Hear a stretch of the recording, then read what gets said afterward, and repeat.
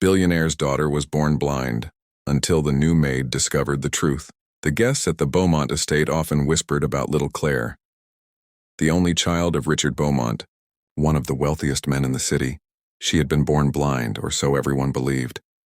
At just 8 years old, Claire's world was different from other children's. She never saw the grand chandeliers that glittered above her, or the gardens filled with roses her father imported from Italy. She never once gazed upon her father's proud smile, but she laughed. She dreamed. She hummed songs in the hallways, filling the mansion with an innocence money could never buy. Her father, however, lived under a shadow of guilt. Rumors said Richard's late wife had died during childbirth, and he carried the burden of raising Claire alone. He tried everything, specialists, foreign doctors, surgeries, but nothing changed. And so, Richard withdrew into business, letting an army of nannies, tutors, and staff raise the little girl he adored but couldn't face fully. One rainy morning, a new maid was hired. Her name was Maria, quiet, humble, not from privilege but from hardship. She carried the warmth of someone who had suffered and yet chose kindness anyway. Unlike the others, Maria wasn't intimidated by the grandeur of the mansion or the sharpness of Mr. Beaumont's eyes. From the very first day, she noticed Claire sitting alone, humming to herself, fingers brushing the velvet couch. While other staff rushed past, Maria stopped. "Hello, Miss Claire," she said softly. The girl tilted her head. "You sound..." Maria smiled. "And you sound lonely." That was how their friendship began. Maria spent her free minutes telling Claire stories of flowers and rivers, of skies filled with stars Claire could never see. She described the world in such detail that Claire giggled, saying she could almost picture it in her mind. But then, something strange happened. One afternoon, as Maria dusted near the window, she noticed Claire sitting on the carpet clutching a teddy bear. A sunbeam broke through the glass, landing across the floor. Without thinking, Claire's eyes, those pale, distant eyes, shifted. Maria froze. "Claire, did you just follow the light?" The little girl blinked. "What do you mean?" Maria's heart raced. She picked up a silver spoon from the table and slowly waved it. To her shock, Claire's gaze moved with it. Maria dropped the spoon, trembling. "Claire, can you see this?" "I don't know," Claire whispered. "I've always been told I can't see, but sometimes I feel like I can." Maria didn't know what to say. Doctors had declared her blind since birth. Could it be possible everyone was wrong? Or worse, had Claire been led to believe a lie? That night, Maria couldn't sleep. She thought of the child's uncertain voice. She thought of the sadness in Mr. Beaumont's eyes whenever he passed his daughter. Something was deeply wrong here. The next day, Maria gently tested Claire again. A red ribbon, a flickering candle, a simple smile. Each time Claire hesitated but responded, like a bird learning to fly. "Claire," Maria whispered, kneeling beside her. "I think you can see. Maybe not perfectly, maybe not clearly, but more than anyone has ever told you." The little girl gasped. Her small hands clutched Maria's. "Then why would they say I'm blind?" Maria had no answer, but she knew she had to find out. Days later, Maria gathered her courage and approached Mr. Beaumont in his vast study. His expression was as cold as the marble floor. "Sir," she said, voice trembling, "forgive me, but I must tell you something about your daughter." Richard looked up, annoyance flickering. "What is it?" Maria swallowed. "Claire may not be completely blind." The words hung in the air like thunder. Mr. Beaumont rose from his chair, eyes flashing with something between hope and fury. "Don't say such things. Do you think I haven't spent millions on doctors? Specialists from London, New York, Tokyo. They all told me the same thing, she'll never see." "I understand, sir," Maria said, her voice steady now. "But I've seen it with my own eyes. She follows light. She tracks movement. She even smiled when I showed her a ribbon. Maybe the truth was overlooked, or maybe someone didn't want you to know." Richard froze.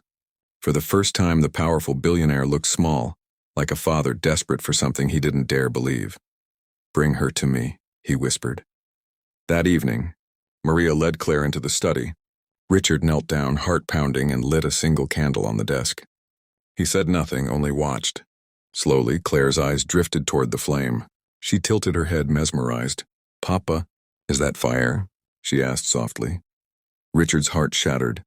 Tears streamed down his face as he pulled his daughter into his arms. For years he had believed she was blind. For years he had lived with guilt and grief. And yet here she was, proving everyone wrong. But the truth was darker than they imagined. Investigations revealed that one of the doctors, bribed by a greedy relative hoping to secure the Beaumont fortune, had deliberately misdiagnosed Claire. The lie ensured she'd be seen as dependent, unable to inherit or lead the empire. It was a cruel scheme hidden behind polished words and fake reports. When Richard learned this, his fury was unmatched. He used every ounce of his power and wealth to bring justice. But what mattered most wasn't revenge. It was the joy of rediscovering his daughter's world. With therapy and proper treatment, Claire's sight slowly strengthened. The first time she saw her father's face clearly, she cried, touching his cheeks as though memorizing every detail. And the first time she saw Maria's smile, she whispered, "You're even more beautiful than your voice." Maria wept. From then on, Richard kept Maria not as a maid, but as part of the family. He credited her with saving not just Claire's future, but his own heart. And Claire? She grew into a confident young woman, her story inspiring countless others. She learned that darkness doesn't always mean blindness, and that sometimes it takes the kindness of one humble soul to uncover the truth.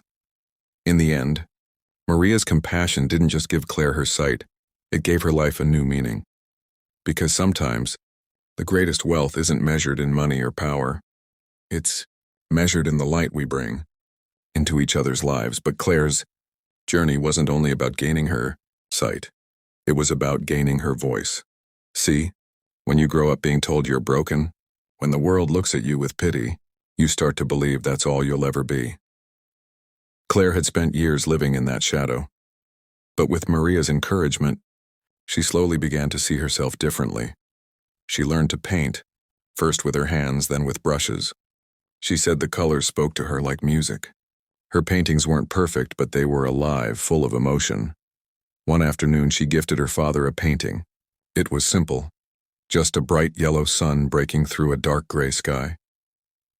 Richard held it for a long time before whispering, "Claire, this is exactly how you make me feel.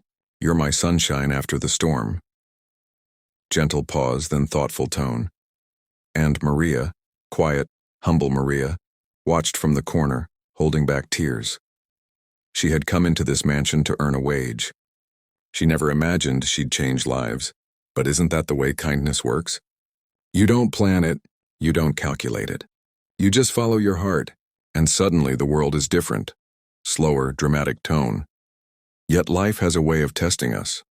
One night, a terrible storm rolled through the city. Lightning cracked the sky, rain pounded the earth, and in the chaos, a power outage swept across the estate. The mansion was plunged into total darkness. For Richard, panic rose. He rushed through the halls calling, "Claire, Claire, where are you?" But in that moment, it was Claire who guided him. She took his trembling hand and said, "Don't worry, Papa, I know how to live in the dark. Follow me." And together, step by step, she led her father safely through the house, voice softening, almost a whisper. It was then Richard realized something powerful. His daughter was not his weakness. She was his strength. She had spent her life surviving in a world without light, and in that storm she became his light, emotional swell. When the power returned, Richard hugged her tightly and whispered, "Claire, I thought I was the one protecting you, but you've been protecting me all along." Uplifting, reflective tone. As years passed, the bond between father, daughter, and Maria grew unshakable. Claire blossomed into a young woman with a fire inside her. She began speaking at events not just about her restored sight, but about hope, about resilience, about how even in darkness there is beauty waiting to be found. She often said, "The world told me I was blind, but I learned that real blindness is when you refuse to see the truth, when you refuse to see people for who they are." Audiences would rise to their feet, many in tears. And Maria, she always stood quietly at the back, smiling, proud, knowing she didn't need applause. Her reward was right there, in Claire's courage and Richard's softened heart, in the family she never thought she'd find. Closing, heartfelt tone. So,